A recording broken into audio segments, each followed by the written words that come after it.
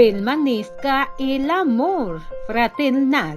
Presentamos la lección número 13. Permanezca el amor fraternal. Tópicos del estudio.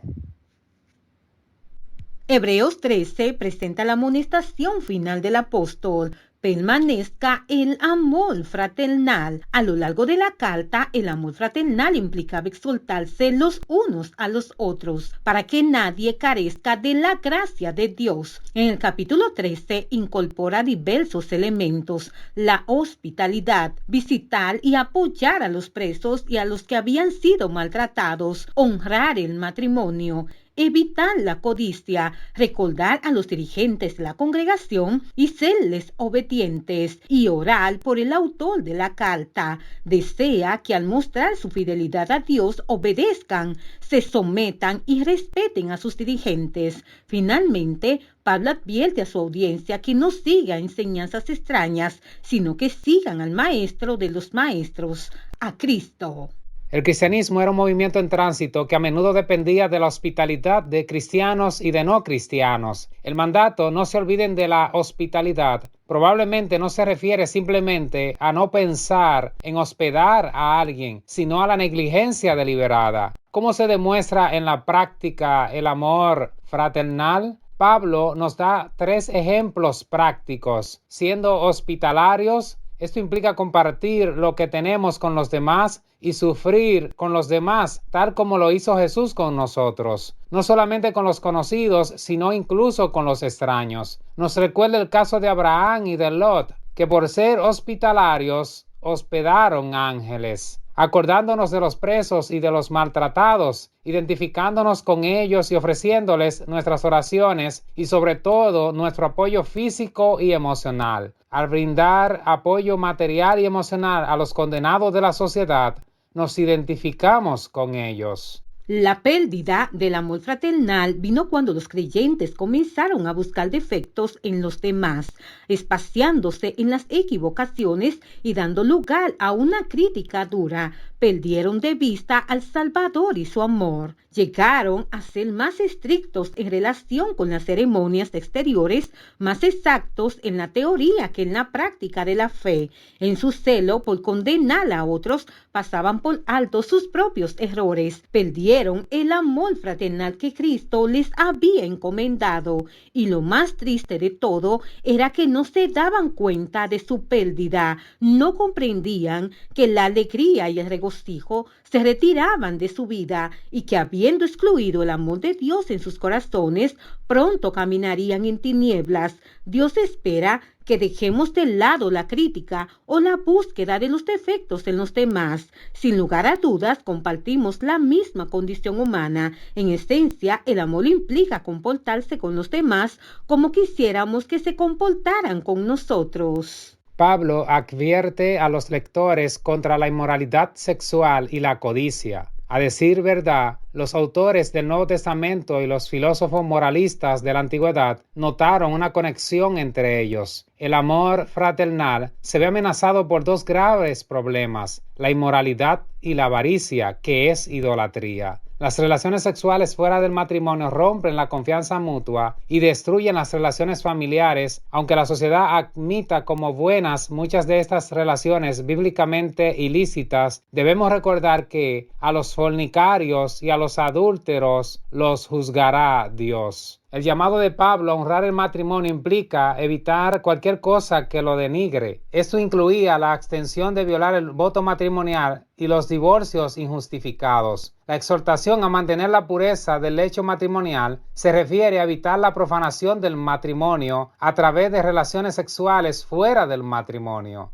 La expresión fornicarios se refiere en el Nuevo Testamento a todas formas de inmoralidad sexual. Además, la sociedad greco-romana era laxa en lo que respecta a la ética sexual. Era común una doble moral. Esto les daba licencia a los hombres para tener relaciones sexuales siempre que fueran discretos. Sin embargo, Pablo advierte que Dios juzgará a los adúlteros. Los creyentes no deben permitir que las convenciones sociales establezcan sus normas éticas. El amor al dinero era una de las principales categorías de vicios en el mundo greco-romano. De hecho, en otra carta, Pablo se refirió al amor al dinero como la raíz de todos los males. La avaricia, por su parte, también rompe la confianza mutua, porque el avaro solo busca su propio bien y no el de los demás. De esta forma se rompe la regla de oro. La defensa contra este vicio es una actitud que Pablo alienta en varias epístolas. En primer lugar, debían estar contentos con lo que tenían. Además, los cristianos deben creer y abrazar la promesa divina. No te desampararé ni te dejaré. El pueblo de Dios recibió esta promesa en varios lugares y momentos. Debemos ser honestos y reconocer que la época contemporánea socava la pureza sexual y al mismo tiempo alimenta el amor humano por el dinero. Son dos vicios patrocinados en casi todos los ambientes y que de alguna manera ha hecho flaquear la fe de muchos, inclusive de personas con bastante tiempo en la iglesia. Por la gracia de Dios, hoy podemos seguir el consejo del apóstol y pedirle al Señor que nos guarde puros en el nombre de Jesús.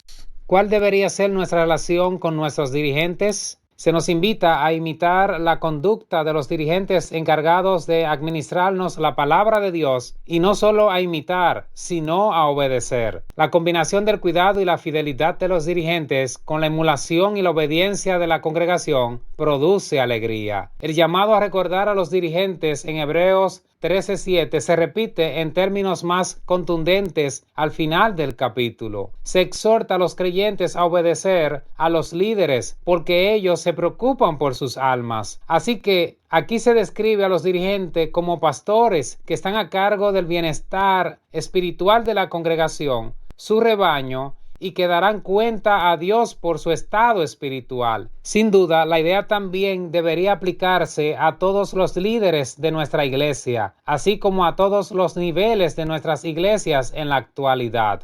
La combinación del cuidado y la fidelidad de los dirigentes y la obediencia o confianza de los miembros producirá alegría. Por supuesto, nunca olvidar que todos servimos bajo las órdenes de Jesús, el gran pastor de las ovejas. Dios espera que podamos hacer algo para fortalecer o mejorar nuestra relación con el pastor, los dirigentes y los miembros de la iglesia local en general. Esto es saludable para la iglesia, su crecimiento y el cumplimiento de la misión. Los hebreos eran dados a buscar el reino de Dios a través de rituales que implicaban el consumo de comidas y bebidas en momentos concretos o de una manera especial. Sin embargo, Pablo no parece estar preocupado en la epístola por la distinción entre alimentos limpios e inmundos. Sabemos por Hechos 15 que la iglesia cristiana primitiva sostenía que los creyentes son salvos por gracia y que deben seguir respetando algunas normas alimentarias.